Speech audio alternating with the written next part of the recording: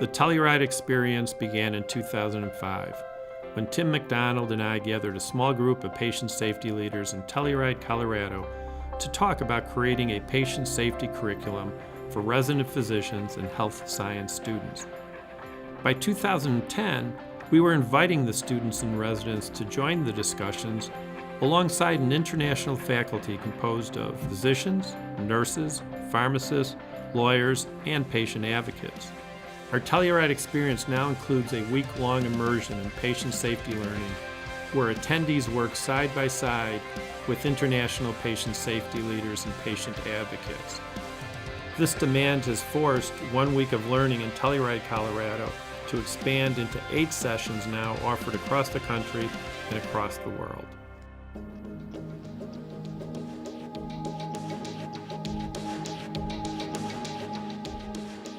Every year, the amount of students and residents interested in coming out here has grown.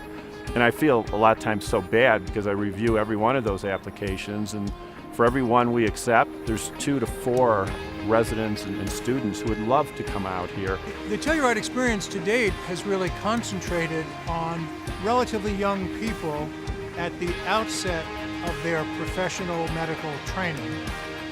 And so there's a lot for them to learn, but on the other hand, they'll never be more open to learning than they are at this point in their careers. I was amazed when I came to medical school how behind the medical profession was in the patient safety, risk management, operational risk management. I think that the reason that Telluride is so valuable, whether it be a medical student, a resident, a nursing student, or a practicing nurse, I think Telluride gives you an opportunity to learn about areas of safety, quality, healthcare, ways of being, ways of working together that you never get in a typical classroom at a medical school or a nursing school.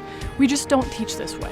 What David Mayer is doing is training leaders, and especially in understanding how human beings have to have each other in order to be able to give the patient the absolute safest possible care. And that all starts with this type of education, because certainly we're not getting it in most medical schools. That's got to change, but at least this is a forerunner. I don't want to sound cynical at my early point in my training career, but we have a lot of very enthusiastic first year and second year medical students who look at this stuff and go, how could this happen? And then you have people, even just a few years farther along like me, who see very easily how it could happen and how it does. And, you know, you've got people who are just starting out as medical students who've never been involved in patient safety before, to people like Lucian Leap, who, you know, founded the field, basically. So to have that kind of cross-generational collaboration is really amazing. Telluride is vitally putting seeds in all these upcoming doctors. Extremely important seeds before they have become invested in the status quo. The curriculum mix is extraordinarily important to the success of Telluride. So mixing the stories from people who have experienced these things from all sides, those stories are incredibly powerful. And I think finally bringing in the patient side of it has been a missing piece and is so important, because until you've been on that side of the equation, you don't understand how the patients and families look at this and how that affects us. In a traditional medical school or a nursing school, there's just no room in the curriculum. So what students find when they come here is a whole different language, a whole different way of being, a whole different way of thinking about their career. I think it's something that most people don't become aware of until they're further on in their careers, and at that point, you're as ingrained in the culture of medicine as it is today. Because the problems are not unique, but very often the solutions are. People in their own facility come up with a good idea, we need to share that, and if we leave it bottled up, then we're only going to affect a few people. But if we can spread the message not only across the United States but around the world, we're going to make a huge difference to the quality of care as well as the safety of care.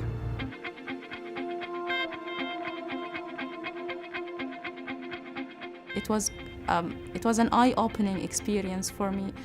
I truly got to experience empathy for the first time, I believe, as a healthcare professional. To hear from patients' families and to put yourself in their shoes, it was truly an eye-opening for me. I think I have unbelievably high hopes. Everyone that is going through this training, we have 80 students, nursing, pharmacy, and medical students. Yesterday we had 17 faculty from every single health sciences college. All of them are joining this global cohort now, and all of them will be asked to make a commitment to seeing this work continue in the same way that Rabal, after he came from Washington, made a commitment to bring it here. So the multiplier effect for what you're creating here is absolutely endless. So what I look forward to is in a couple of years reporting back as to how many million flowers bloom as a result of this experience, because you will see it in nursing, in pharmacy, in clinical care, but I think you will also see it in the curriculum that will be amended here at the local health sciences colleges as a result of both faculty and students recognizing there is a gap and we need to fill it. So the impact will be tremendous, and I think we'll be able to measure that across any number of dimensions. It's been so exciting to see this vision really take off in the last 5-6 years, not only the expansion in the US, but now to Doha and to Sydney, Australia, where the same vision of educating the young, training the next generation to understand high-quality, low-risk care, to understand why the patient and family's voice is so important into achieving zero preventable harm. All the things we spend 4 days covering, they have believed in it. They want their young learners and their future leaders to be exposed to that same curricula. So it's really exciting to see people embracing what we've been bringing to the U.S. for so many years.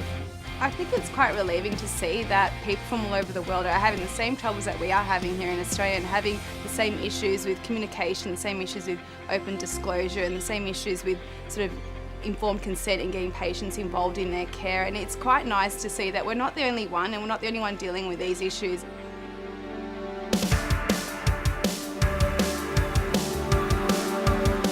The Doctors Company is a sponsor of this program, and they are an insurer of thousands of physicians across the country.